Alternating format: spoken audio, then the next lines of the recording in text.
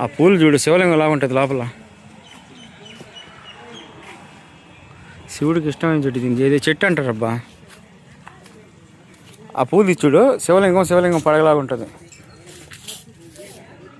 ఒక పువ్వు తీసుకొని చూడు, అది కాదు, అదేని చూడు, చూడు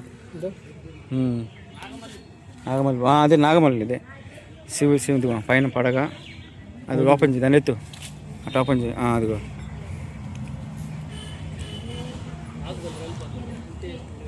అది బాగుంటుంది. ఇళ్ళల్లో ఉంచకూడదు అంటారు ఈ చెట్టుని. సోమశిలలో ఉంది ఈ చెట్టు ఒకటి, మా ఊర్లో మా శివాలయం కాడ కూడా ఉంది.